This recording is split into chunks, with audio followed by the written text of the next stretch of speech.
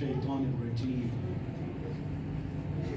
بسم الله الرحمن الرحيم الحمد لله رب العالمين والعاقبة للمتقين والجنة للمؤمنين والنار للمشركين والكافرين والملحدين ثم الصلاة والسلام والتحية والإكرام على أشرف الأنبياء والمرسلين خاتم النبيين شفيع المذنبين أبي القاسم المصطفى محمد اللهم صل على محمد وعلى آل بيته الطيبين الطاهرين المعصومين المظلومين المنتجبين المنتخبين واللعنة الدائمة على أعدائهم أجمعين من يومنا هذا إلى قيام يوم الدين. أما بعد، فقد قال الله تبارك وتعالى في كتابه الكريم: أعوذ بالله من الشيطان الرجيم بسم الله الرحمن الرحيم واعلموا أن فيكم رسول الله لو يطيعكم في كثير من الأمر لعنتم ولكن الله حبب إليكم الإيمان وزينه في قلوبكم وكره إليكم الكفر والفسوق والعصيان أولئك هم الراشدون. صدق الله العلی العظیم. ایک صلوات پڑھ محمد اللهم صل على محمد. سورہ حجرات کی تفسیر کے ضمن میں آخری آیت جس کی ہم لوگوں نے تفسیر پر گفتگو یہاں پر کی ہے، خداوند عالم اس میں ارشاد فرماتا ہے: اعوذ باللہ من الشیطان الرجیم بسم اللہ الرحمن الرحیم وَإِذَا جَاءَ فَاسِقٌ بِنَبَإٍ فَتَبَيَّنُوا. اگر تمہارے پاس ایک انسان جو فاسق ہے، جو گناہگار ہے، کوئی خبر لے کر آتا ہے، فَتَبَيَّنُوا، جانچ پڑتال کر لو. جانچ پڑتال کیے بغیر اگر تم کوئی ایکشن لیتے ہو، کوئی کام کرتے ہو، تو بہت ممکن ہے کہ اس کی خبر کی بنیاد پہ جس پر تم نے جانچ پڑتال نہیں کیے ہو اور کوئی ایکشن لیتے ہو تو پشیمان ہو جاؤ گے، پچھتاؤ گے کہ کاش میں یہ قدم نہیں اٹھایا ہوتا. اس سے پہلے کہ پشیمانی تمہارے پاس آئے، زحمت کرو، جانچ پڑتال کرو، پھر اس کے مطابق قدم اٹھاؤ. اس کی شان نزول میں ولید ابن عقبہ کا واقعہ بھی بیان کیا کہ کیوں یہ آیت نازل ہوئی ہے. اس آیت کی جب شان نزول ہو گئی ہم لوگ کے لیے واضح، اور اس کے لیے مثالیں میں نے بیان کیا کہ آج کے زمانے میں جانچ پڑتال والا جو مرحلہ ہے، فیک نیوز، واٹس ایپ پر آنے والی بہت ساری ایسی ہی باتیں یا خبریں، اور کبھی کبھی بہت اچھے پیکٹ میں آتی ہے حدیث کے نام پر. ایک حدیث ہے جو رسول خدا نے کہا ہے، اور پھر اس کے نیچے اگر کوئی کتاب جو موجود بھی نہیں ہے کبھی اس کا حوالہ ہوتا ہے، ایسی کتاب کہ جس کتاب وجود میں نہیں آئی ہے. لیکن ہم لوگ کو لگتا ہے چونکہ یہ ایک حدیث ہے تو فوراً اس کو جو ہے سینڈ کر دینا ہے، فارورڈ کر دینا ہے، جانچ پڑتال کیے بغیر. اگر کبھی حدیث کی صورت میں بھی، فارمیشن میں بھی اگر کوئی چیز مجھ کو ملتی ہے تو بھی میری ذمہ داری ہے کہ جانچ پڑتال کروں، کیونکہ ہو سکتا ہے کہ میں جس کو حدیث سمجھ کے بھیج رہا ہوں وہ ایکچوئل میں حدیث نہ ہو، یا اس کا جو مطلب اس ترجمے کے ذریعے سے بیان کیا جا رہا ہے، یا دوسری اور بہت ساری وجوہات کے جس کی وجہ سے ہمیں وہاں پر بھی بہت جانچ پڑتال کی ضرورت ہے. پھر ہم لوگ میں یہ بھی بات ہوئی کہ آج کے زمانے میں ہمارے ہندوستان کے ماحول میں ہم لوگوں کو 3 ٹائپ کی خبروں میں، یلو جرنلزم جس کو میں نے کہا، ہم لوگوں کو گھما کر اسی میں رکھا گیا ہے. اس کے علاوہ اور کوئی چیز ہم لوگ کو سجھائی نہیں دیتی، اور میڈیا بھی یہ نہیں چاہتا ہے کہ اس کے علاوہ کوئی نئی چیز ہم کو سمجھ میں بھی آئے. کرکٹ، سنیما اور کرائم، یہ 3 چیزوں کے اندر ہم کو بری طرح سے پھنسا دیا ہے. جب ٹی وی کھولو، جس چینل پر جاؤ، یہی سب چیزیں ہوتی ہیں.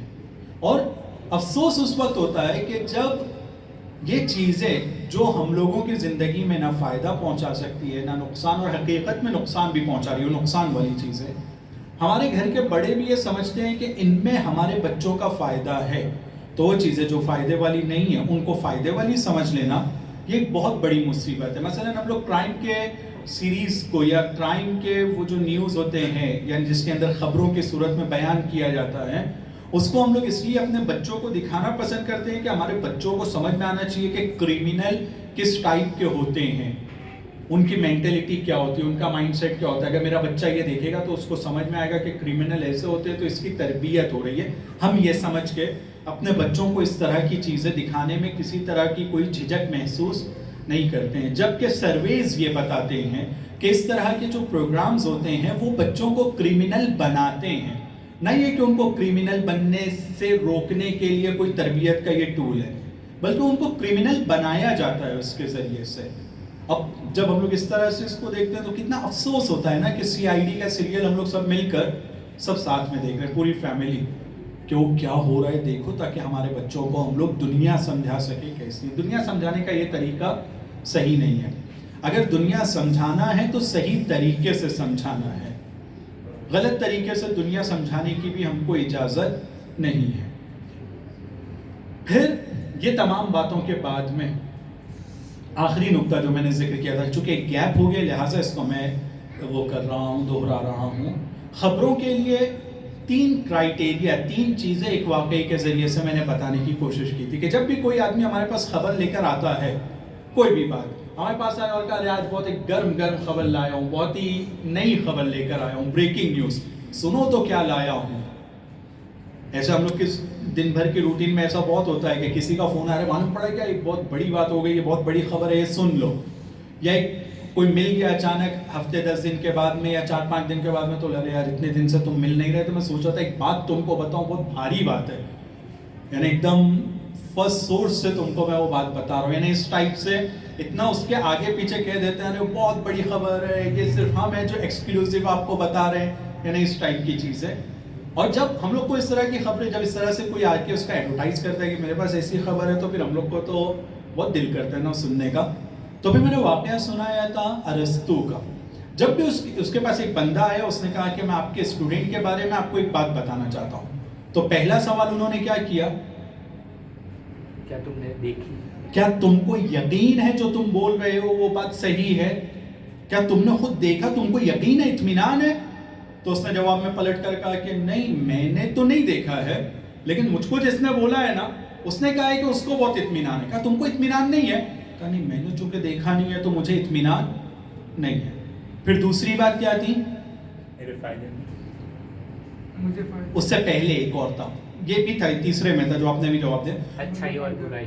ہاں اس کے بارے میں, جس کے بارے میں تم خبر دینا چاہتے ہو, اچھی بات بولنا چاہتے ہو یا بری بات بولنا چاہتے ہو. تو تھوڑی دیر کے لیے رکتا ہے اور بولتا ہے کہ نہیں اس کی اچھی بات تو نہیں. ہم لوگ کو اتنی توفیق بھی نہیں ہے ہم لوگ اپنے اس میں کہ ہم لوگ کسی کی تعریف کریں اس کے پیٹھ پیچھے. برائی کرنا تو ہم لوگ نہیں کرتے لیکن آسان ہے, لیکن ہم لوگ انشاءاللہ نہیں کرتے اور نہیں کرنا چاہیے.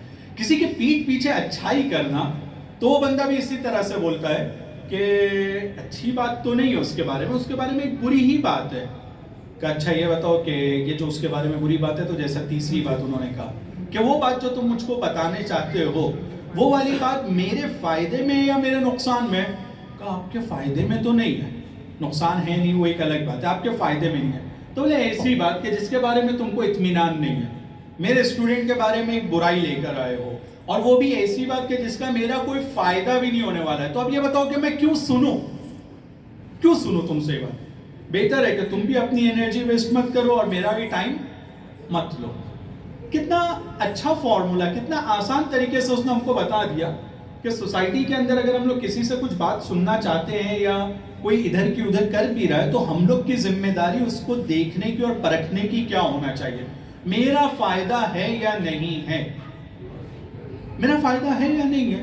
اگر میرا فائدہ ہے تب تو ٹھیک ہے, لیکن اگر فائدہ نہیں ہے تو کیوں ہم لوگ اپنا سامنے بولنے والے کی بھی انرجی ویسٹ ہو, اور پھر ہم لوگ سننے کے ذریعے سے کم اپنا وقت اس میں برباد کریں. اور پھر ایسی جو باتیں ہوتی ہیں, یہ باتوں کا صرف نتیجہ وقت کی بربادی نہیں ہے بلکہ ذہن کی درگیری ہے.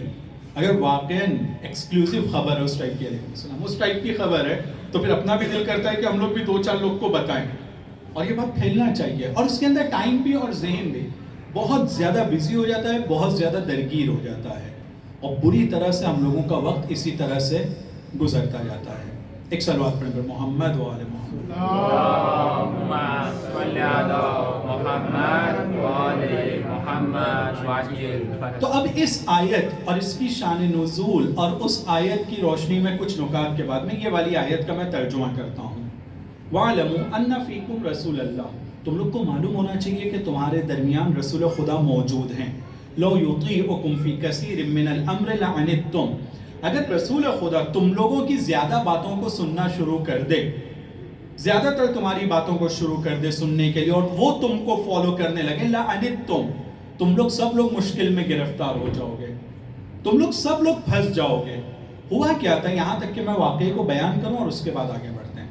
جب ولید بھائی یہ خبر لے کر آتے ہیں کہ بھائی وہ لوگ مجھے مارنے کے لیے نکلے تو، اور بس اب ہم لوگ کو جنگ کے لیے تیار ہو جانا چاہیے، خدا نے یہ آیت نازل کر کے کہا کہ نہیں، ایک فاسق اگر آ کے خبر دیتا ہے تو اس سے پہلے کہ تم اس کی خبر کے اوپر کوئی ایکشن لو، تمہاری ذمہ داری ہے کہ اس کی جانچ پڑتال کرو. جانچ پڑتال کرنے میں یہ سمجھ میں آیا کہ یہ جو خبر آئی تھی وہ خبر صحیح نہیں تھی. تو اس کے بجائے کہ اس بندے کو یہ احساس ہو کہ میری غلطی ہے، میں نے غلط کیا اور یہ مجھے نہیں کرنا چاہیے، وہ بندہ اور اس کے جیسے کچھ سادہ لوح افراد جنہوں نے اس کی بات کو مان لیا تھا، جنہوں نے اس خبر کو صحیح سمجھ لیا، وہ لوگ رسول کے پاس آ کر کہتے ہیں نہیں نہیں، یہ جو سامنے والا قبیلہ ہے ہم لوگ جانتے ہیں یہ بہت برے ہے، یہ جو ابھی دوسرا بندہ گیا جانچ پڑتال کرنے کے لیے، اس کو دھوکہ دیا ہے وہ لوگوں نے، اس کو دھوکہ، دوسرے والے کو دھوکہ دیا ہے، پہلا والا جو بول رہا ہے وہی صحیح بول رہا ہے. تو یہ لوگ کی ڈیمانڈ یہ تھی کہ نہیں، ہم لوگ کو اب جانا ہے اور وہ لوگ سے لڑائی کرنا ہی چاہیے، ہم لوگ کو جا کر لڑنا چاہیے، کیونکہ ان لوگ کے ذہن میں یہ تھا کہ اب لڑنا ہی چاہیے. رسول خدا پر جب یہ آیت نازل ہو گئی اور رسول کو جب سمجھ میں آ گیا اور ان کے لیے واضح ہو گیا کہ بھئی یہ مسئلہ وہ نہیں ہے جو ولید بیان کر رہا ہے، مسئلہ یہ ہے کہ وہ لوگ زکوٰۃ کے استقبال کے لیے آگے آ رہے تھے، نہ یہ کہ اس کو مارنے کے لیے آ رہے تھے، تو رسول آگے نہیں جا رہے تھے. تو وہ لوگ اپنے ایک طرح سے پروٹیسٹ کر رہے تھے، ایسے کیسے جب ہم لوگ اتنی اچھی خبر لے کر اور بات لے کر آئے تو آپ ہماری بات کیوں نہیں سن رہے، آپ کو ہماری بات سننا چاہیے، اپنی بات سنوانا چاہتے تھے. تو خدا کہتا ہے کہ دیکھو یہ جو تمہارے درمیان بندہ ہے یہ کوئی سادھارن اور عام انسان نہیں ہے، رسول اللہ ہے. یہ تمہارے درمیان جو بندہ ہے، فیکم رسول اللہ، اللہ کا رسول ہے، اور اگر یہ تمہاری باتوں کو سننے لگے گا تو تم لوگ سب کا نقصان ہو جائے گا، تم لوگ کا پرابلم ہوگا، تم لوگ کو مشکل ہوگی. یعنی اس کی بات تم کو سننا ہے، نہ اس کی ذمہ داری ہے کہ یہ تم لوگ کی بات کو سنے. تو اگر یہ فیصلہ لیتا ہے کہ آگے نہیں جانا ہے یعنی نہیں جانا ہے، تمہاری خبر غلط تھی، تمہاری بات غلط تھی. وَلَكِنَّ اللَّهَ حَبَّبَ إِلَيْكُمُ الْإِيمَانَ وَزَيَّنَهُ فِي قُلُوبِكُمْ، خداوند عالم نے تمہارے دلوں کے اندر محبوب قرار دیا ہے ایمان کو، پسندیدہ امر قرار دیا ہے، اور ایمان کو تمہاری نظر میں پسندیدہ بنایا ہے. یعنی رسول کو تمہاری بات نہیں سننا ہے، تمہارے اندر اللہ نے ایمان کو محبوب کیا ہے، پسندیدہ کیا ہے، یعنی تمہارے اندر خدا نے یہ جذبہ ڈالا ہے کہ تم رسول کی بات کو سنو. تمام مومنوں سے یہ خطاب ہو رہا ہے. ایک تفسیر کے مطابق کہ خداوند عالم نے جو ایمان کو ہمارے دلوں میں محبوب کیا ہے، پسندیدہ کیا ہے، یعنی مولا کائنات علیہ الصلوۃ والسلام کی ولایت کو ہمارے لیے پسندیدہ کیا. ایک صلوات پڑھ پر محمد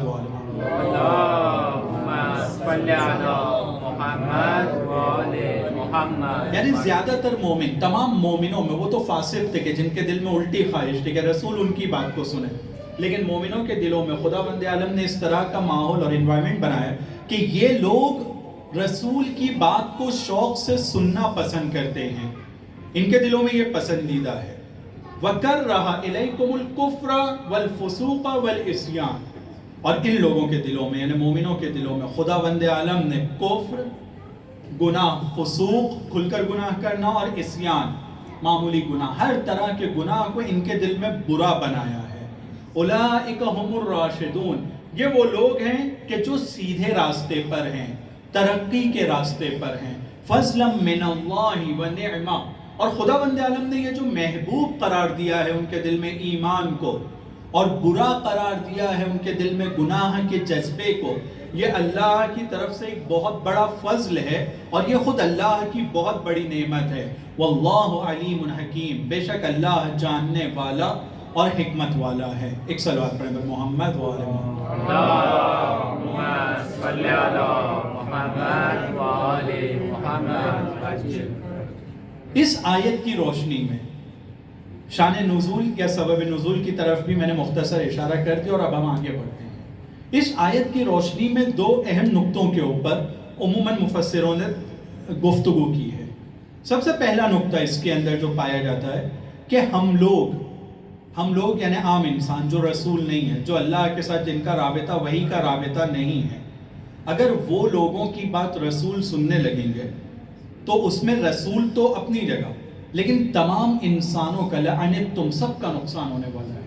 یعنی ہم یہ سمجھتے ہیں کہ جو میں بولوں گا اس کو میں کسی بھی طرح سے منواؤں اور اس کے اوپر سب کو عمل کرواؤں، تو نتیجہ یہ کہ خود ان کا نقصان ہونے والا ہے. وہ ابھی یہ نہیں سمجھ رہے ہیں. ایک چھوٹے بچے کی طرح کہ جس کے ہاتھ میں چاقو ہے لیکن اس کو نہیں معلوم ہے کہ یہ چاقو سے میرا نقصان ہونے والا ہے، اور وہ ماں یا باپ سے ریکویسٹ کرے کہ یہ چاقو آپ مجھ سے مت چھینو، یہ میرے ہاتھ میں رہنے دو، میں اس سے کھیلوں گا.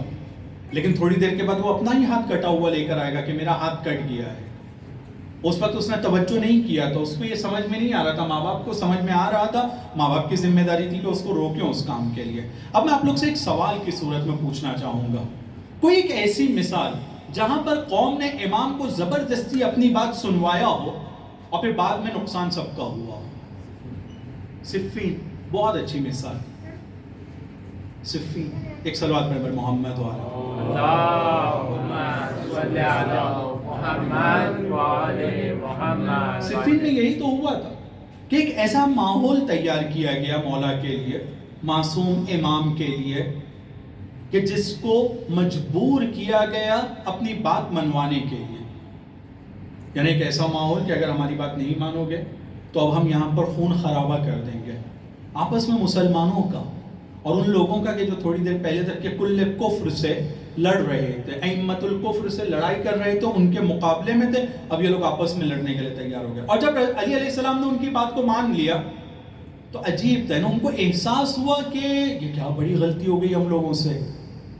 ہر جگہ پہ پہلے ایک جنگ روکنے کے بارے میں، پھر اس کے بعد میں بیچ میں ایک کو ثالث بنانے کے بارے میں. علی علیہ السلام کا آئیڈیا تھا مالک اشتر کے لیے، لیکن اس کو نہیں مانا گیا. ابو موسیٰ اشعری کو ایک کونے سے اٹھا کر لے کر آئے کہ نہیں اس کو ہی مانیں گے، مالک کو ہم نہیں مانیں گے. علی علیہ السلام اصرار کر رہے مالک نہیں تو فلانی، اپنے کچھ اصحاب کا نام نہیں، کسی کو نہیں ماننا ہے. ان کو لے کر آئے ابو موسیٰ اشعری کو. پھر اس کے بعد جب وہ آئے اور پھر جب دھوکہ ہو گیا ابو موسیٰ اشعری کے ساتھ عمرو عاص کا، یعنی عمرو عاص نے اس کو فریب دے دیا، سازش ہو گئی. اس کے بعد میں اب یہ کہتے ہیں کہ تم نے ہماری بات کو کیوں سنا؟ صحیح ہم غلط تھے لیکن تم کو ہماری بات نہیں سننا چاہیے تھی، تم نے ہماری بات سنی لہٰذا تم بھی کافر ہو گئے. علی علیہ السلام کے اوپر یہاں تک کہ تہمت لگی ہے. نتیجہ یہ ہوا کہ وہ جنگ کہ جو ائمۃ الکفر کو مٹانے کے لیے ایک بہت بڑا پڑاؤ تھا. کہتے ہیں کہ اگر یہ خوارج والا مسئلہ نہ ہوتا اور اس کے بعد نہروان والی جنگ نہ ہوتی، یعنی کہ ایک بیچ میں الگ سی لائن نہیں ہوتی، تو پھر وہ جو علی علیہ السلام رمضان کے بعد کی ایک تیاری کر رہے تھے جنگ کی، اس کی ضرورت ہی نہیں ہوتی. سب کچھ کام وہ صفین میں ختم ہو چکا ہوتا، سب ختم ہو چکا ہوتا. لیکن نتیجہ کیا ہوا؟ نتیجہ یہ ہوتا ہے کہ جن لوگوں نے اپنی بات کو زبردستی منوایا، اب تھوڑی دیر کے بعد آ کر کہتے ہیں کہ آپ نے ہماری بات کو مانا ہی کیوں؟ آپ کو نہیں ماننا چاہیے تھا، تم میرے اوپر تلوار لے کر کھڑے تھے، اس کے علاوہ میرے پاس کوئی چارہ نہیں تھا. نہیں پھر بھی آپ کو نہیں ماننا چاہیے تھا، کیونکہ اب احساس ہو گیا کہ ہم بہت بری جگہ پھنس گئے، ہم نے بہت بڑی غلطی کی ہے. لیکن اس غلطی کے احساس میں بھی اس بات کا احساس نہیں ہے کہ مجھ سے غلطی ہوئی ہے، ہم سے غلطی کا احساس نہیں ہے، بلکہ علی سے غلطی ہوئی ہے. علی کو نہیں ماننا چاہیے تھا. اپنی طرف سے جو پریشر بنا رہے تھے، جو فورس کر رہے تھے، وہ غلط ان کو نہیں لگ رہا تھا. نتیجہ کیا ہوا اس کا؟ نتیجہ یہ ہوا کہ شب ضربت سے لے کر شب شہادت اور شہادت تک کے مولا کائنات نے اسے 2-3 مرتبہ بیان کیا ہے الگ الگ انداز میں. ایک خواب کی صورت میں حضرت رسول خدا صلی اللہ علیہ وآلہ وسلم ایک صلوات پڑھ اللہم صلی علی محمد وآلہ محمد کو خواب میں دیکھتے ہیں. رسول خدا ان کو کہتے ہیں کہ بہت لمبا عرصہ ہو گیا ہے کہ میں تمہارا مشتاق ہوں دیدار کے لیے، میں تمہارا انتظار کر رہا ہوں، تم آ جاؤ. دوسری طرف علی علیہ السلام بھی کہتے ہیں ہاں میں بھی بے قرار اور بے چین ہوں آپ سے ملنے کے لیے. یہ گفتگو ہے. اس گفتگو کے درمیان علی علیہ السلام اس قوم کے بارے میں، اس امت کے بارے میں جس نے علی علیہ السلام کو ستایا ہے، شکایت کرتے ہیں. تو علی علیہ السلام کو رسول خدا کہتے ہیں کہ ان کے لیے اگر تم کچھ بد دعا کرنا چاہتے ہو تو کرو. تو روایت میں ملتا ہے علی علیہ السلام ایک جملہ کہتے ہیں کہ خدایا ان کے درمیان سے مجھ کو اٹھا لے اور ان کے اوپر برے سے برے افراد کو مسلط کر دے. نتیجہ کیا ہوا؟ جب رسول، آل رسول یا جن کا رابطہ وحی کے ساتھ ہے ان کو مجبور کیا گیا کہ وہ ہماری بات کو سنیں، تو نتیجہ یہ ہوا کہ جن لوگوں کو اس وقت حکومت ملی تھی جو لوگ ظاہری طور پہ پھر سیریا اور شام میں معاویہ اور یہ لوگوں کی جو حکومت تھی یہ پوری طرح سے مسلط ہو گئے ان کے اوپر اللہ عینت تو، اور ایک ایسی حالت میں یہ لوگ سب چلے گئے کہ ان کو اپنا دفاع کرنے کے لیے اور زندگی گزارنے کے لیے بھی اس کے صدقے پر جینا پڑ رہا تھا. بہت برے حالات ہو گئے تھے. علی علیہ السلام کی شہادت کے بعد سے لے کر امام حسن علیہ السلام کی شہادت تک اور وہاں سے لے کر امام حسین کی شہادت تک وہ حالات کے بارے میں ذکر کیا جاتا ہے کہ گھٹن کا ماحول تھا. حتیٰ مدینے کے اندر کہ جو سیریا سے دمشق سے بہت زیادہ دور تھا، معاویہ جیسے فاسق انسان کی برائی کرنے کی کسی میں ہمت نہیں تھی. مدینے کے اندر معاویہ کی وہ سیریا دمشق میں بیٹھا ہے، یا مدینے میں رسول کے شہر میں کوئی اس کی برائی کرنے کی ہمت نہیں کرتا تھا. اور برعکس علی علیہ السلام جیسی ہستی کی برائی جہاں جس کو جو موقع مل رہا ہے وہ کر رہا ہے. سیریا میں تو اس حد تک کہتا ہے کہ گالی گلوچ ممبر سے دی جا رہی تھی علی علیہ السلام کو. یعنی اتنا ماحول وہ لوگوں نے بگاڑ دیا تھا. یہ جو ماحول بگڑتا ہے یہ ایک فوراً نہیں بدلتا ہے، یعنی ایسا نہیں کہ کوئی ایک چیز ہوئی اور فوراً بگڑ رہا ہے. ماحول بگڑنے میں بہت سارے ایلیمنٹس ہوتے ہیں، بہت سارے عناصر ہوتے ہیں. ایک ٹائم ہوتا ہے جس کے نتیجے میں یہ ماحول اتنا بگڑتا ہے کہ جب ایک برا ہم پر حکومت کرے اور اس کے خلاف بولنے کی ہم میں ہمت باقی نہ رہے تو یہ اچانک نہیں ہوتا ہے. یہ بہت زیادہ وقت اس کے لیے بہت زیادہ مطلب ایک وقت لگتا ہے جس کے بعد یہ سب ہوتا ہے. یہ نوبت فوراً نہیں آئی ہے. یہ نوبت کیسے آئی ہے؟ یہ نوبت ایسے آئی ہے کہ رسول خدا اس دنیا سے جاتے ہیں ثقیفہ، جو دکھنے میں ایک چھوٹی سی بلڈنگ ہے، ایک چھوٹا سا وہاں کام ہے، وہاں پر ایک چیز ڈیسائیڈ ہو جاتی ہے، اس کے مطابق چلتے ہیں. ثقیفہ کے ساتھ میں جناب زہرا ایک دوسرا موومنٹ لے کر چل رہی ہیں، ایک دوسرا فرنٹ ہے، اس کی طرف کوئی نہیں آتا ہے، ثقیفہ کی طرف لوگ ایک کے بعد ایک جانے لگے.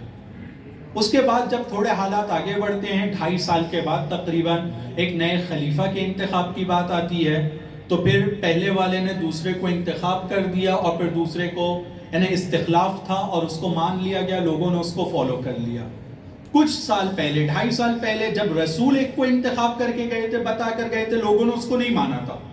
لیکن اب جب 2.5 سال کے بعد ایک بنا کر جاتا ہے تو لوگ اس کو ویسے ہی مان لیتے ہیں. وہاں پر بھی علی علیہ السلام احتجاج کرتے ہیں، بیان دیتے ہیں اس کے اوپر، کیونکہ ان کا حق تھا، رسول کی طرف سے ان کو بنایا گیا تھا، تو وہ احتجاج کرتے ہیں، لیکن لوگوں نے ان کی بات کو نہیں سنا. دوسرا خلیفہ تقریباً 10 سال کی حکومت کے بعد میں 10 سال کی حکومت کے بعد میں ایک ایسا ٹائم آتا ہے کہ وہ ایک شورا بناتے ہیں، اور وہ شورا کے ساتھ میں جو ہے شورا کو اس طرح سے بنایا جاتا ہے کہ چاہتے نہ چاہتے علی علیہ السلام اس میں خلیفہ نہ بن سکے.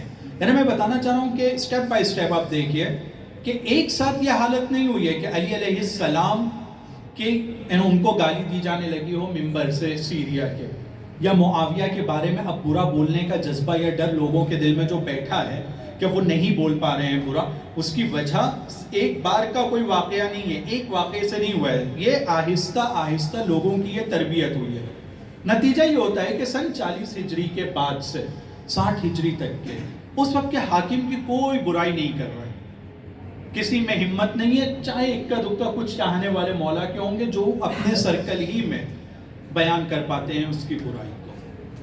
اور پھر حالات اتنے سنگین ہو جاتے ہیں، اتنا سخت ہو جاتا ہے کہ وہ معاویہ بھی آتا ہے یزید کو اپنے بعد خلیفہ بنا کر اور گھوشت کر کے وہ بھی چلا جاتا ہے.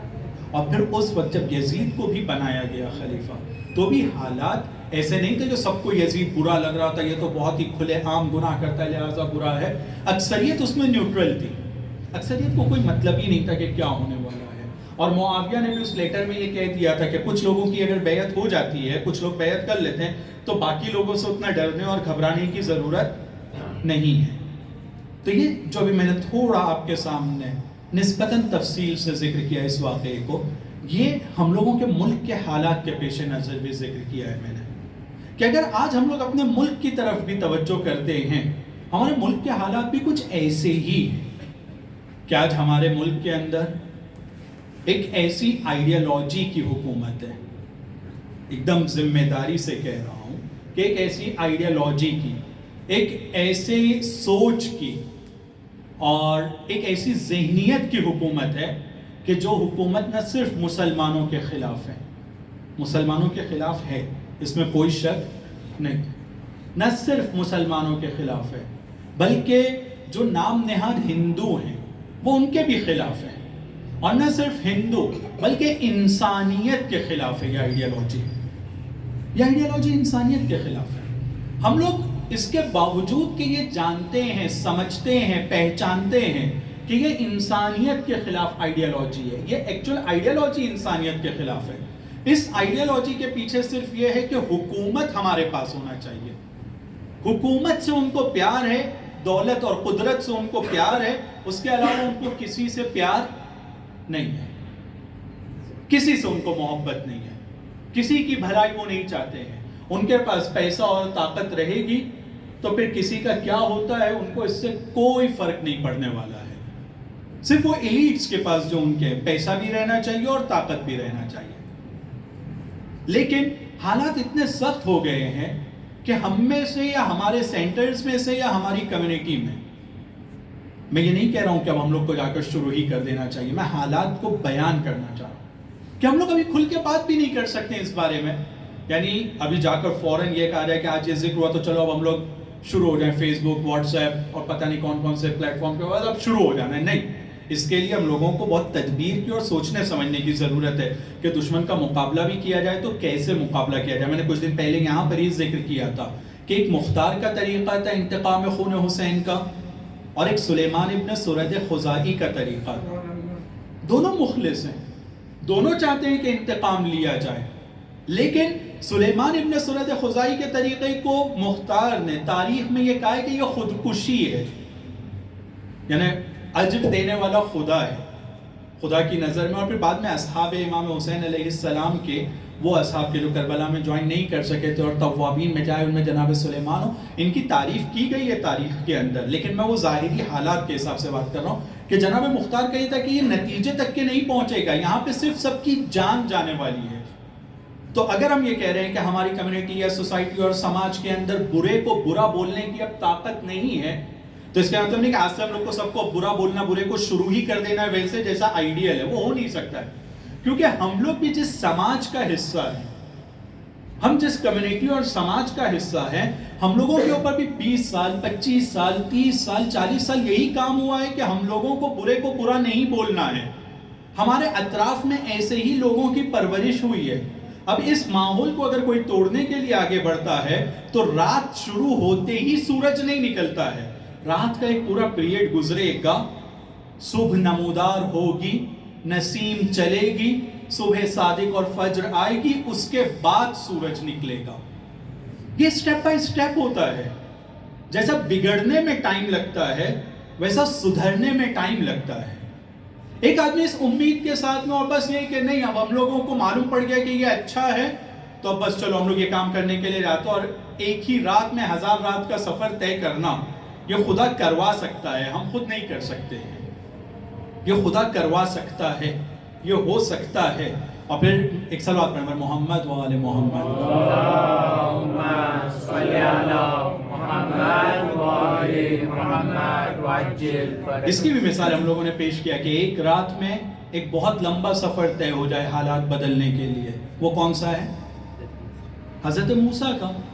فرعون کے دربار میں گئے، نکلنے کے بعد وہ نیل کی طرف گئے، اور پھر تھوڑی دیر کے بعد جو ہے یعنی کچھ ہی گھنٹوں کے اندر فرعون پوری طرح سے دریا کے اندر ڈوب جاتا ہے، اور پھر خدا کہتا ہے وہ اورثنا، وہ جتنے بھی اس کے محل باغات اور اس کی بنائی ہوئی جتنی بھی چیزیں تھی سب کچھ ہم نے میراث میں دے دیا حضرت موسیٰ کو اور بنی اسرائیل کو۔ یہ ہو سکتا ہے، لیکن کب ہو سکتا ہے کہ ایک آدمی اللہ کی بات کو سن کر آگے بڑھے، جیسا اس نے کہا عمل کرے، اگر وہ ویسا عمل کرے گا اور آگے بڑھے گا تو خدا ایک رات میں 1000 رات کا سفر طے کروا سکتا ہے، 1000 مہینوں کا سفر طے کروا سکتا ہے، لیکن ہم کو خدا کو سننا ہے۔ تو ہم کو پہلی فرصت میں جب ہم کو یہ کہا گیا ہے کہ ظالم اور برے کو برا بولنا ہے، اور یہ ہونا چاہیے سوسائٹی میں، جس سماج میں نہیں انل منکر یعنی برائی کو برا نہ سمجھا جائے تو پھر وہ سماج مردہ سماج ہے۔ برے کو برا بولنا یعنی نہیں انل منکر، برائی کو برائی سمجھنا، پھر اس کے بعد اس سے روکنا۔ اگر کسی سماج میں یہ چیز نہیں ہوتی ہے تو وہ مردہ ہے، اور مردہ جب ایک سماج ہو جاتا ہے تو اس سماج کے اوپر جو سب سے پہلی مصیبت خدا نازل کرتا ہے وہ کون سی مصیبت ہے؟ برے حاکم کو، ظالم کو حاکم بنا دیتا ہے. یہ سب سے چھوٹی مصیبت ہے. پھر اس کے بعد جو مصیبتیں ہوتی ہیں وہ نہج البلاغہ میں بھی اور اس کے علاوہ امام علی علیہ السلام نے اپنے کلمات میں بہت زیادہ اس کی طرف اشارہ کیا ہے. سب سے پہلا کام جو خدا کرتا ہے کسی سماج میں، اگر برائی کو برا نہیں سمجھا جاتا ہے تو سب سے پہلا کام کہ ایک ایسا حاکم ہو جائے کہ اب ان کو دین اور یہ سب تو چھوڑو، اپنی زندگی اور سانس لینے کے لیے بھی اس کی طرف دیکھنا پڑ رہا ہے. اور ابھی الحمدللہ ہمارے حالات اب بھی اتنے برے نہیں ہوئے، لیکن ہاں ہم لوگ اس جانور کی طرح بھی نہیں ہیں یا اس شکار کی طرح بھی نہیں ہیں کہ جو اپنے شکاری کی طرف توجہ نہیں کر اور کہیں کہ نہیں اتنے چونکہ ابھی حالات بگڑے نہیں ہیں تو ابھی اپنا موج مستی ہم پھر کرتے رہیں. نہیں، اس سے پہلے کہ حالات اور بگڑیں یا اس سے پہلے کہ حالات سدھارنے کی اپرچونیٹیز اور موقع ہم لوگوں کے لیے کم ہوتا چلا جائے، ہم لوگوں کو اس کی طرف توجہ دینے کی ضرورت ہے. حالات آلریڈی بگڑ چکے ہیں لیکن اتنے نہیں بگڑے ہیں، تو ہم لوگوں کو اب اس کی طرف جانا ہوگا اور اپنے آپ کو متوجہ کرنا ہوگا کہ اگر ہم ان حالات کو سدھارنا چاہتے ہیں تو کیسے سدھریں گے یہ حالات. تو پہلا فارمولا جو یہاں پر دیا جا رہا ہے کہ تم کو رسول کی اطاعت کرنا ہے، نہ رسول کو تم اپنے پیچھے لے کر آنے کی کوشش کرو. اور میں نے ذکر کیا کہ جب یہاں پر اب ہم رسول کا نام لے رہے ہیں تو آیت اللہ جوادی آمولی اور دوسرے مفسرین نے یہ کہا ہے کہ یہاں پر رسول تو ظاہری طور پر ہم لوگ کے درمیان اب موجود نہیں ہے، تو قرآن مراد ہے یہاں پر. یعنی جو قرآن میں ہے ہمیں اس پر عمل کرنا ہے، نہ یہ کہ قرآن کو اپنے من کے حساب سے ہم کو بنانے کی کوشش کرنا ہے. کیونکہ میں یہ سمجھتا ہوں تو ایک صلوات پڑھیں محمد اللہم صلی علی محمد وآل محمد وعجل فرجہ. چونکہ میں یہ سمجھتا ہوں لہٰذا قرآن سے اسی بات کو سمجھنے کی کوشش کروں جو میرے ذہن اور دماغ میں ہے، تو یہ غلط فہمی ہے. لَأَنِتُّمْ، اس کا نتیجہ یہ ہوگا کہ قرآن کے اوپر تو عمل نہیں ہوا ہے، ساتھ ساتھ میں تم اپنے لیے زندگی کو خراب کر دو گے. اور اگر ہم لوگ اپنی زندگی کی طرف دیکھیں تو پچھلے 200 اپنی جب میں کہہ رہا ہوں تو ہماری اجتماعی زندگی کی بات کر رہا ہوں، پرسنل کسی ایک مومن کی نہیں، مسلمانوں کی زندگی کی بات کر رہا ہوں اپنے وطن عزیز ہندوستان اور سب کانٹیننٹ بر صغیر میں، جہاں پر ہم یہ دیکھ سکتے ہیں کہ پچھلے 250 سال میں کوئی موومنٹ کی صورت میں ہم کو ایسا نہیں دکھا ہے کہ جو قرآن کے اوپر عمل کرنے والے لوگ آگے بڑھے ہوں. انڈیویجول لائف میں ہوں گے کچھ لوگ، لیکن سوشل اور اجتماعی زندگی میں ہم لوگوں نے قرآن کو چھوڑ دیا ہے، محجور ہے ہماری کمیونٹی میں قرآن پوری طرح سے. ہم قرآن کی طرف توجہ ہی نہیں دیتے ہیں. لیکن اگر ہم لوگ عمل کریں گے قرآن کے اوپر تو سورہ احزاب میں قرآن کے اوپر عمل کریں گے. میں جان بوجھ کے اس لیے کہہ رہا ہوں کہ آگے جوادی آمولی کی بات سے استفادہ کرتے ہوئے کہ رسول کی اطاعت اور قرآن کی اطاعت انہوں نے آج کے زمانے میں کہا برابر ہو کہ ہمیشہ کے لیے، لیکن میں صرف اس کو ریفرنس پوائنٹ کی صورت میں ذکر کر رہا ہوں. سورہ احزاب میں خداوند عالم ارشاد فرماتا ہے وَمَن يَقْنُتْ مِنكُنَّ لِلَّهِ وَرَسُولِهِ وَتَعْمَلْ صَالِحًا نُؤْتِهَا أَجْرَهَا مَرَّتَيْنِ وَأَعْتَدْنَا لَهَا رِزْقًا كَرِيمًا. یہ ازواج رسول سے خطاب ہے ظاہری طور پر، لیکن خطاب ہم سب سے، جس میں خدا کہتا ہے کہ تم میں سے جو کوئی بھی خدا اور اس کے پیغمبر کے سامنے اپنے آپ کو جھکا دے گا، یعنی ان کی بات کو سنے گا، ان کی اطاعت کرے گا اور نیک کام کو انجام دے گا، عمل صالح کو انجام دے گا، نُؤْتِهَا أَجْرَهَا، تو اس کو اس کام کے اوپر کہ اس نے اپنے آپ کو خدا کی بارگاہ میں جھکایا ہے، رسول کی بارگاہ میں جھکایا ہے اور ان کی بات کو سنا ہے، اس کا ہم اجر دیں گے 2 برابر. کیونکہ یہ رسول کی بیویوں سے خطاب ہے، ان کو 2 برابر ملے گا، لیکن یہاں تمام مفسرین نے کہا ہے کہ مومنوں کو اس کا اجر ملے گا. وَأَعْتَدْنَا لَهَا رِزْقًا كَرِيمًا، اور ہم ان لوگوں کو ایک رزق کریم عطا کریں گے. رزق کریم، رزق یعنی کیا؟ اسی جگہ میں نے ذکر کیا لہٰذا میں دریافت کر رہا ہوں. رزق یعنی کیا؟ ہر وہ چیز جو مجھے اللہ سے نزدیک کرے. جس میں کھانا پینا ایک چیز ہے، کیونکہ یہ کھاؤں گا پیوں گا طاقت آئے گی، اس طاقت کے نتیجے میں اللہ کی عبادت کروں گا اور نزدیک ہو جاؤں گا. تو ایک رزق جو خداوند عالم دے رہا ہے وہ رزق کریم ہے. اور کریم یعنی جس کی ویلیو بہت زیادہ ہے، ویلیوبل، بہت جس کی ارزش ہے، اس کی قیمت بہت زیادہ ہے. خداوند عالم کہہ رہا ہے کہ میں اپنے سے قریب کرنے والی چیز عطا کروں گا اور وہ چیز بہت باارزش اور کریم ہوگی، بہت باارزش اور کریم ہوگی۔ وہ وعدہ کر رہا ہے سورہ احزاب میں کہ میں یہ عطا کروں گا۔ آج ہم لوگ یہ دیکھ رہے ہیں کہ معنوی اعتبار سے، روحانی اعتبار سے ہم اللہ سے کتنا قریب ہوتے ہیں، کتنا قریب ہے۔ اگر ہم اپنی زندگی کو، میں اپنے لیے پھر اس جملے کو خاص طور پر ذکر کر رہا ہوں کہ اگر ہم اپنی زندگی کو ٹٹولیں تو ہماری زندگی میں رزق نام کی چیز ہے ہی۔ کیوں؟ کیونکہ جب کھانا پینا کھاتا ہوں تو اس سے بھی جو طاقت آتی ہے اس سے بھی جا کر معصیت کرتا ہوں، تو یہ رزق نہیں، یہ کل میرے لیے ایک نقمت ہو جائے گی۔ یعنی روایتوں میں یہ جملہ ہے، نقمت ہے، اس کا مجھے اب جواب دینا ہوگا کہ کیا کروں گا۔ اگر میں جا کے عبادت کرتا ہوں، اللہ سے نزدیک ہوتا ہوں، تو اس کا تو مجھے اللہ سے کہوں گا کہ میں نے جب یہ کھایا، طاقت آئی، طاقت سے میں نے یہ کام کو انجام دیا جس پہ مجھے اجر ملے گا اور خدا سے نزدیک ہو رہا ہوں میں۔ لیکن جب میں کھاؤں پیوں اور طاقت بناؤں اور اس کے نتیجے میں جا کر خدا ہی کی مخالفت کروں، تو چاہے میں اس کو رزق سمجھوں لیکن حقیقت میں وہ میرے لیے رزق نہیں ہے، اس کے لیے مجھے نقمت جواب دینا ہوگا، اور بہت سخت مرحلہ ہوتا ہے یہ والا۔ تو ہم اس طرح سے اپنی زندگی کو آگے دیکھ رہے ہیں اور بڑھا رہے ہیں، لیکن خدا کہہ رہا ہے کہ اگر اطاعت کرو گے تو میں رزق تم کو عطا کروں گا۔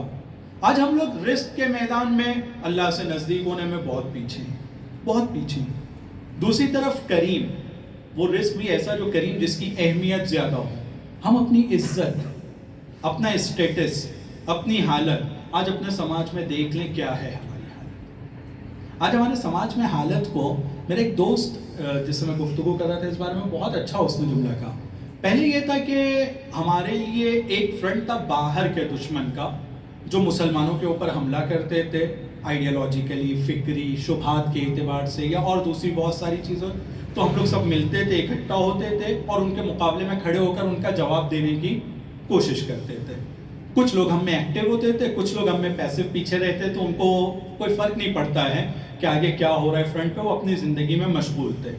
لیکن آج یہ ہو گیا ہے کہ جب سامنے والا ہم پر حملہ کرتا ہے تو ہمارے ہی اندر کے بہت سارے لوگ وہی باتوں کو دہراتے ہیں جو سامنے والا بیان کر رہا ہے، اور کچھ جگہ پر ان سے زیادہ سخت انداز میں وہ لوگ اس بات کو یہاں پر ہمارے اندر مطرح کرتے ہیں۔ یعنی آستین کے سانپ، ایک زمانے میں ایک آستین میں ایک سانپ ہوا کرتا تھا، لیکن اب جو ماحول ہے ہم لوگوں کے اس میں، کیوں یہ ماحول ہوا ہے، کیوں حالات اتنے برے ہوئے ہیں؟ کیونکہ جو دو بڑی ذمہ داری تھی، امر بالمعروف کی اور نہی عن المنکر کی، ہم لوگوں نے اس کو چھوڑ دیا تھا، ہم نے اس کے اوپر توجہ نہیں دی ہے۔ تو مولا کائنات کا وہ جملہ یہاں پر یاد آتا ہے جس میں ارشاد فرماتے ہیں کہ اگر کسی سماج میں نہی عن المنکر ختم ہو جائے گا تو کل اس کے بچے ایک منکر کو، جس کو آج میں برا سمجھتا ہوں، حدیث یہ ہے، ایک صلوات پڑھیں محمد اللہم صلی علی محمد وآلِ محمد۔ ایک انسان ایک چیز کو برا سمجھنے کے بعد میں روکتا نہیں ہے، یعنی نہی عن المنکر نہیں کرتا، ایک چیز جو برے سمجھتا ہوں اس کو روکتا نہیں ہوں، تو کل اس کے بچے اس کے سامنے وہ برائی کریں گے اور وہ چیز اس کو بری نہیں لگے گی۔ کتنا سمپل ہے کہ اس کے بچے اس کے سامنے وہ برائی کریں گے، اس کو بری نہیں لگے گی۔ کتنی مشکلات ہیں یہاں پر آپ کے حساب سے؟ کم سے کم سب سے پہلی مشکل یہ ہے کہ ایک چیز کو آج میں برا سمجھتا ہوں لیکن میں نے روکا نہیں کہ بھئی یہ بری چیز ہے، یہ مت کرو، روکا نہیں، تو کل میرا بچہ یہ والی برائی کرے گا۔ یہ ایک بہت بڑا پرابلم ہے کہ جو چیز آج مجھے بری لگتی ہے کل میرا بچہ وہ کام کرے، تو یہاں تک کہ بھی ہوتا تو ٹھیک تھا، لیکن آگے کیا کہتے ہیں مولا کائنات؟ وہ اس کو بری بھی نہیں لگے گی۔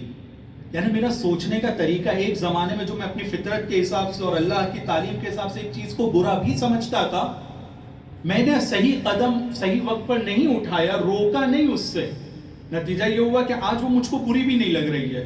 کچھ لوگ کہتے ہیں اس کی وجہ یہ ہو سکتی ہے کیونکہ اس کا بچہ کر رہا ہے نا، اس لیے بری نہیں لگ رہی ہے۔ علی علیہ السلام یہ نہیں کہہ رہے ہیں، علی علیہ السلام کہہ رہے ہیں وہ برائی اب اس کو بری نہیں لگے گی، وہ برائی بری نہیں لگ رہی ہے، نہ یہ کہ بچہ کر رہا ہے صرف اس لیے بری نہیں لگ رہی ہے۔ شاید یہ ایک فیکٹر ہو سکتا ہے کہ بچے کی محبت میں وہ اندھا ہو گیا ہو، لیکن علی علیہ السلام کہہ رہے ہیں کہ برائی اس کو بری نہیں لگے گی۔ کتنا سخت مرحلے کی طرف چلے جائیں گے اگر نہیں روکا جائے۔ ایک دوسری آیت ہے جو سورہ احزاب میں آیت نمبر 66، پہلی والی آیت نمبر 31 تھی جو میں نے پڑھا، دوسری آیت کہ اگر رسول کی اطاعت نہیں کی جائے گی وہ جو بیان کیا تھا وہ دنیا کے اعتبار سے بیان کیا تھا، اور دنیا میں ہم نے رزق اور کریم اور کرامت کی بات کی، جبکہ آخرت میں بھی اس کا اثر ہے، لیکن یہ آیت ڈائریکٹ آخرت کو بیان کر رہی ہے. یوم تقلب وجوہہم فی النار، اس دن جس دن لوگوں کو ان کے منہ کے بل جہنم میں پھینکا جائے گا. یقولون، وہ سب کہیں گے، یا لیتنا اطعنا اللہ و اطعنا الرسول، اے کاش ہم اللہ کی اطاعت کر لیتے، اے کاش ہم اس کے رسول کی اطاعت کر لیتے.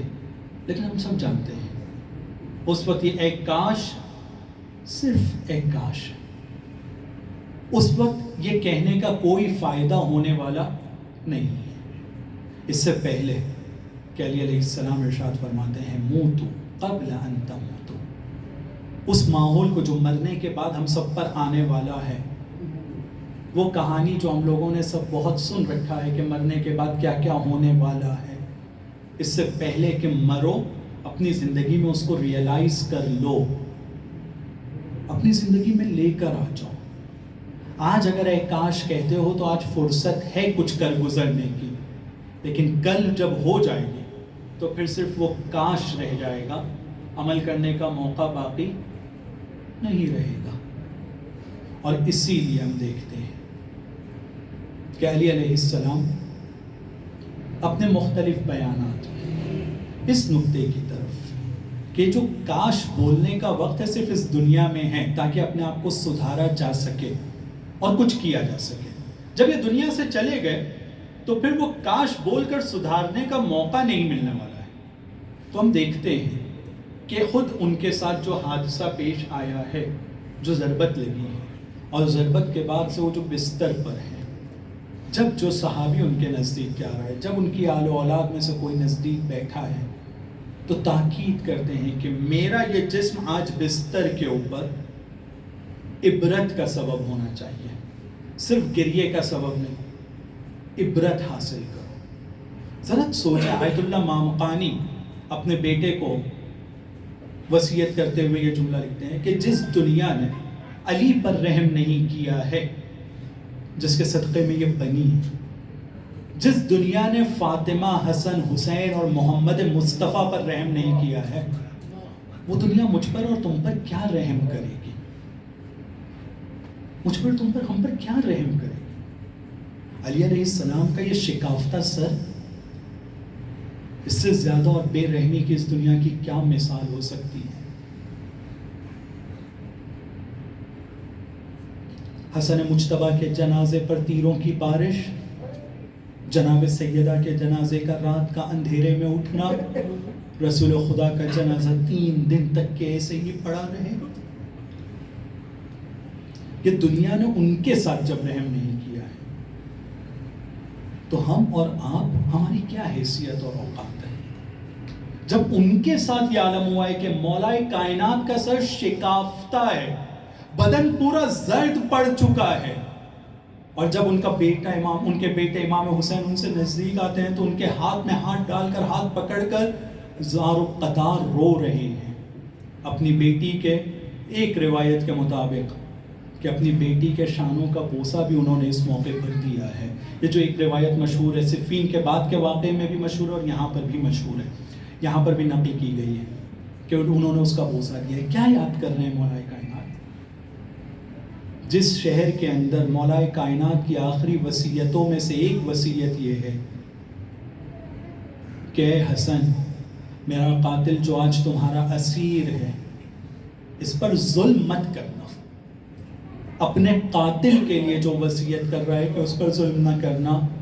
20 سال کا عرصہ نہیں گزرا ہے کہ انہی کے بچوں کو بے کجاوا اماریوں پر اس طرح سے کوفے میں وارد کیا گیا ہے جیسے کنیزوں کو لایا جاتا ہے. جو بزرگ تھے، جو بڑے تھے، جن کے قد لمبے تھے، ان لوگوں کے گلے میں رسن باندھ دی گئی ہے. ان کے ہاتھوں میں، اور بھی جو چھوٹے تھے ان کے گلے میں رسن باندھ دی گئی، اور بہت سختی سے جناب سکینہ بھی مصیبت جھیلتے ہوئے یہاں پر آئی ہیں. اور ایک ایسا وقت آتا ہے ایک ایسا وقت آتا ہے کہ جس کے بارے میں جناب زینب ذکر کرتی ہیں اور دوسری بیویوں سے بھی روایت ملتی ہے کہ ایک ایسی جگہ، بس میں اس کی تھوڑی عکاسی کرنا چاہتا ہوں، ایک مرتبہ کوئی لیڈی جس کی شرف کے اوپر کوئی تجاوز کرے یا اس کو پامال کرنے کی کوشش کرتا ہے، اس کی چادر کو کھینچنا چاہتا ہے، چھیننا چاہتا ہے، اور وہاں پر اگر اجنبیوں کا مجمع ہو تو بھی یہ شریف خاتون کے لیے بہت گراں اور بہت سخت گزرتا ہے، چاہے وہ اجنبیوں کے درمیان ہو۔ لیکن جناب زینب کی یہ مصیبت کوفے میں دوہری مصیبت تھی۔ آج سے تقریباً 25 سال پہلے ان کو یہاں شہزادی کے عنوان سے لایا گیا تھا، اور 25 سال کے بعد اسی بیوی کو اسی شہر کے اندر کنیز کے عنوان سے لایا گیا ہے۔ الا لعنت اللہ علی القوم الظالمین وسیعلم الذین ظلموا ای منقلب ینقلبون۔ خدایا ہمارے اس مختصر سے عمل کو قبول فرما۔ خدایا تمام خادمین اسلام، مدافعین حرم کی توفیقات میں اور ان کے درجات میں اضافہ فرما۔ خدایا علماء اسلام، مراجع کرام، مجتہدین اعظام، مخصوصاً مقام معظم رہبری کی حفاظت فرما۔ امام زمانہ کے ظہور میں تعجیل فرما، ہمیں ان کے مددگار و آوان اور ان کی رکاب میں شہادت کا درجہ نصیب فرما۔ وصلی اللہ علی محمد وآلہ الطاہرین۔